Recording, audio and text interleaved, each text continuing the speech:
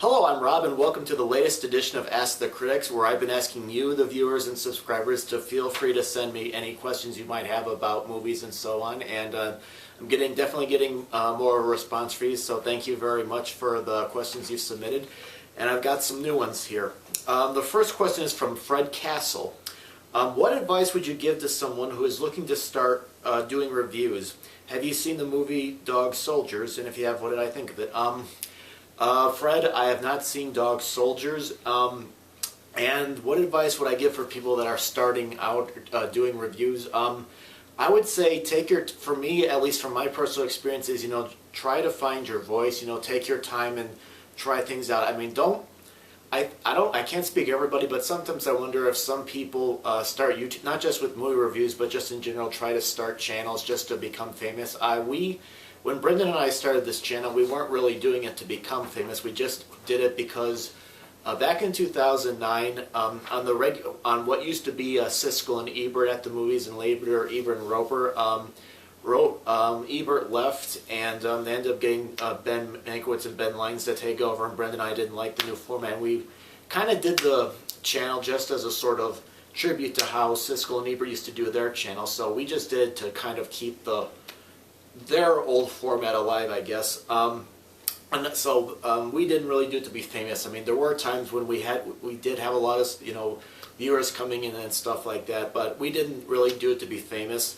I would also say, if people leave feedback, at least listen to it. I mean, granted, you don't have to agree with them, and maybe the people that leave, comments or feedback may not understand what you're getting at. But if they say a video is taking too long, or you can cut it, or something like that, at least think about it and see if that would be better. I would definitely say also, if you want to look at some other movie reviews, not to copy them, but to look at how other people do their reviews.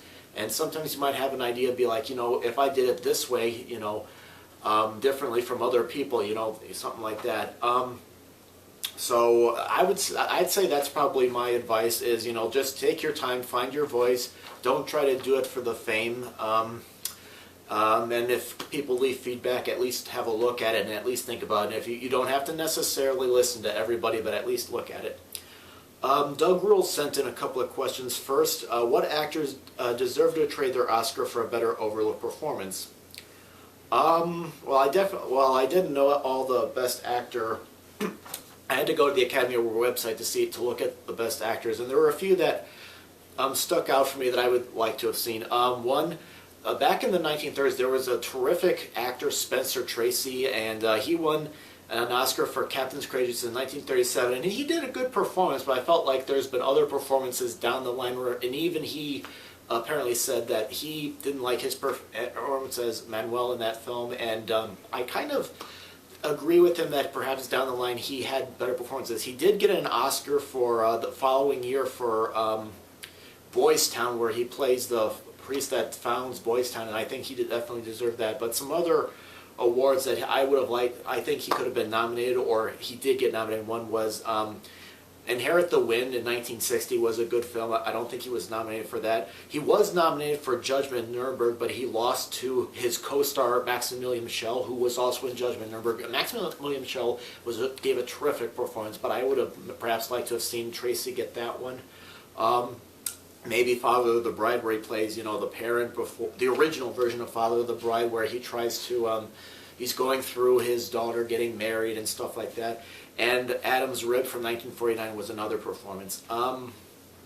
There's some other ones where, like Frank Sinatra won an award for Here to Eternity as Best Supporting Actor, and he was nominated for A Man with the Golden Arm in 1955 for the lead. And that would have been nice to have him get the Oscar, but he lost to Ernest Borgnine and Marty, and that was a good performance too.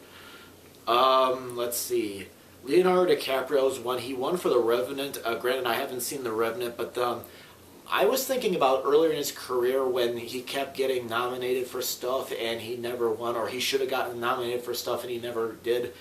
I think it would have been nice if he had gotten a nomination for Basketball Diaries, even though I had a mixed reaction to the film. He gave a good performance. And I think Alicia Vikander, she got an award and a nomination for Danish Girl, but I think she should have at least gotten considered for Ex Machina. Now that performance where she plays a artificial intelligence machine was just terrific. made me forget I was watching actor playing a character, and I felt like I was watching an actual artificial intelligence robot in that movie. That's how good she was. John Wayne never got a nomination until True Grit when he won the award. He beat out a bunch of other people for.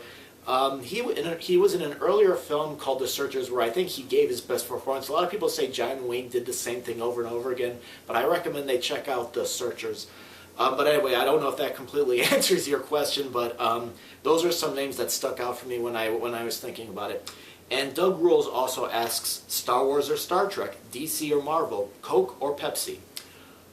Well, the easiest one for me to answer was the soft drink question. I kind of prefer Coke over Pepsi. I think Pepsi's a little sweet, but if I'm at a restaurant and they have Pepsi products, obviously I have to go with that. Star Wars or Star Trek is kind of hard. I would probably lean a little bit more towards Star Wars, mainly because most of them are great fun action picks. Star Trek, especially the original movie series and the original TV series, is good to watch once in a while because they deal with issues. A lot of them, morality plays as they used to call them, and the budget on them aren't always that great, but I mean they were very well written shows. So. Let's see, Next Generation, my sister liked Next Generation more. I never really got into Deep Space Nine or Voyager, and I never watched Enterprise. But I like them both because they're different, but if I had to pick a favorite that I'm really more gung-ho for, it's Star Wars. DC or Marvel? Well, if you're asking about comic books, I'm afraid I can't answer that. The only comic books I ever read as a kid were Batman. I never read any of the other ones, but if it comes to movies, let's see, I've been thinking really, this one was the tough one for me because you got Marvel, which, is good action, popcorn, blockbuster fun that mixes, humor with some serious dramatic moments. And you also have some of the DC movies that are definitely a little bit more gritty, a little bit more darker. I might lean a little bit more towards DC. What's interesting is I think the Marvel has more interesting superheroes, but I think DC has more interesting villains like, the Joker, Penguin and stuff like that. So, but there's stuff from both of them I like, and there's stuff from both publishers that I dislike. But I suppose maybe I'd lean a touch over towards the DC side. And those are the questions that I had today. Okay, well, thank you very much, Fred Castle and Doug Rules, for your questions. I know I said I was only going to do this for April, and it's already the last week. But if I get any more questions, maybe I'll extend it to another week. So if anybody wants to ask me any more final questions for Ask the Critics, greatly appreciate it. Like I said, I did this, brought this segment back to give you, the viewers and subscribers, a thank you for watching and posting comments and such. So anyway, thank you very much for watching. And of course, feel free to visit the channel. And thanks again.